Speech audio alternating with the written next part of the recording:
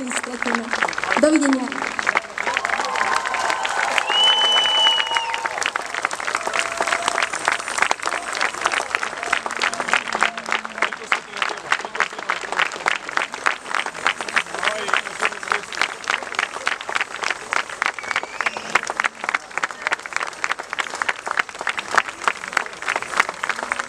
Tak, toto bol folklórny súbor Železiar.